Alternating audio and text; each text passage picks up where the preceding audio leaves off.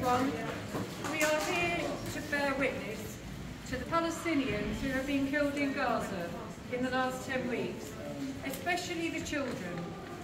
The exact number of children who have been killed in Gaza is not known, and the number will rise as we speak. But the latest numbers we have are 19,000 people killed, 10,000 of whom are children.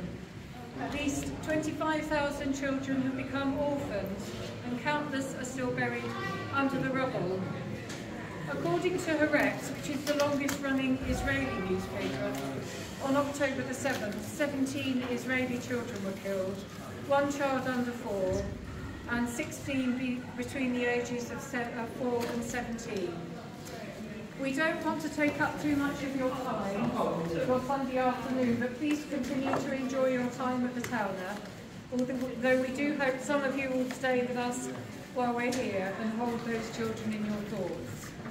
We're going to read 3 poems which we feel are relevant to what is happening in Gaza at the moment. The first poem is by Rosen. Michael is an author, mainly writing children's books, and is from a Jewish background. Michael wrote this poem in 2014 in response to Israel banning an advert listing the names of Palestinian children killed in another bombing in Gaza, when 538 children were among the 1,565 civilians killed. The poem is called "Don't Mention the Children." Don't mention the children. Don't name the dead children. The people must not know the names of the dead children. The names of the children must be hidden. The children must be nameless.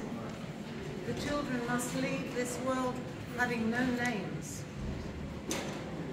No one must know the names of the dead children. No one must say the names of the dead children. No one must even think that the children have names. People must understand that it would be dangerous to know the names of the children. The people must be protected from knowing the names of the children. The names of the children could spread like wildfire. The people would not be safe if they knew the names of the children.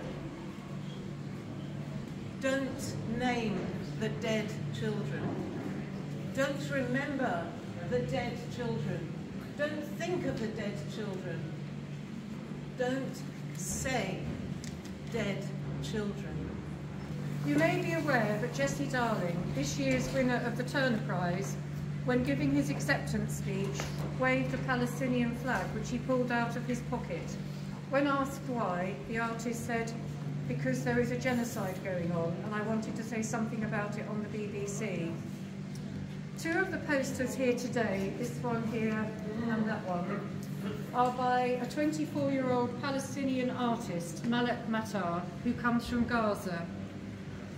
She was accepted to study art at Central St Martin's and started there in September of this year. She began painting in 2014 during the 2014 Gaza war as a way to express her emotions and work through her trauma. Her work started to gain attention, and by the age of 14 she had her first gallery opening in Gaza. In 2016 her paintings were exhibited at the Palestine Museum in Bristol, but she wasn't able to attend because Israel would not authorise her a visa to leave Gaza. Her work has now been exhibited in over 80 countries. The second poem is by Mahmoud Darwish, an award-winning Palestinian author and poet who was considered Palestine's national poet. Mahmoud was born in Western Galilee.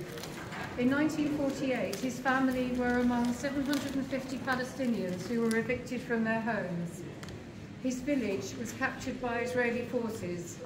His family fled to Lebanon, and his village was destroyed to prevent its inhabitants from ever returning to their homes. He eventually returned to Palestine and lived in Ramallah, in the occupied West Bank. A central theme of his poetry is the concept of homeland, and his poetry has been described as the essential breath of the Palestinian people, the eloquent witness of exile and belonging.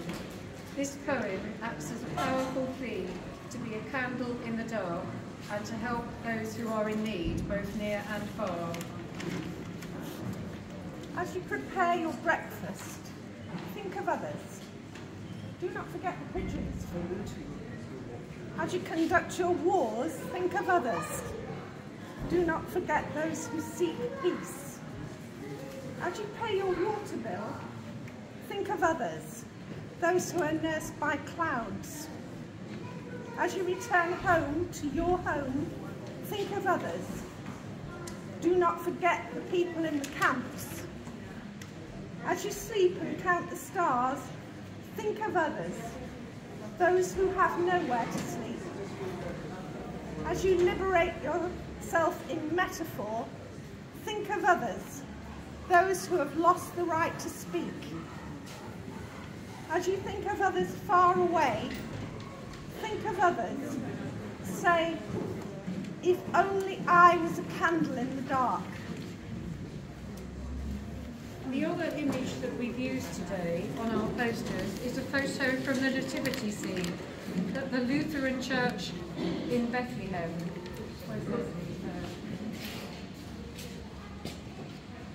The priest at the church, the Reverend Gunther Isaac, has said, and these are his words: Bethlehem is sad and broken.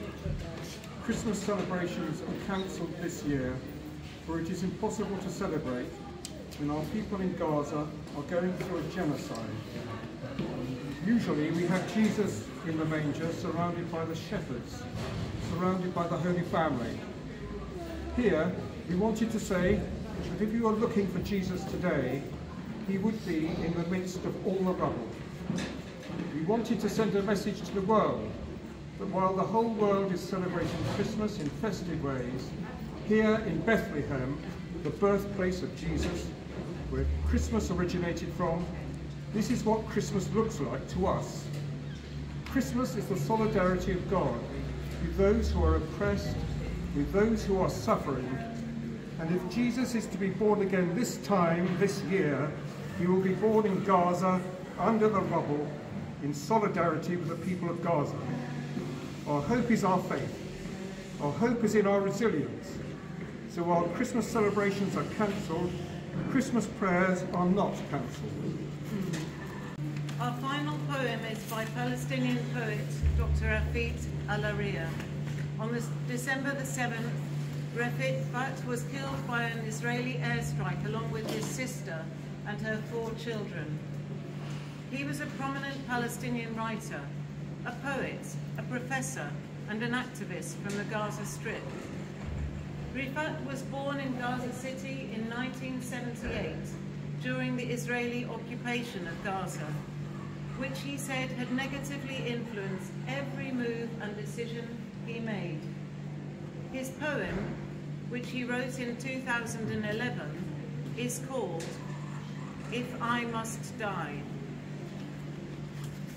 If I must die, you must live, to tell my story, to sell my things, to buy a piece of cloth and some strings, make it white with a long tail, so that a child somewhere in Gaza, while looking heaven in the eye, awaiting his dad who left in a blaze and bid no farewell, not even his flesh, not even to himself, sees the kite you made, flying above, and thinks for a moment an angel is there bringing back love. If I must die, let it bring hope, let it be a tale. Thank you, everyone.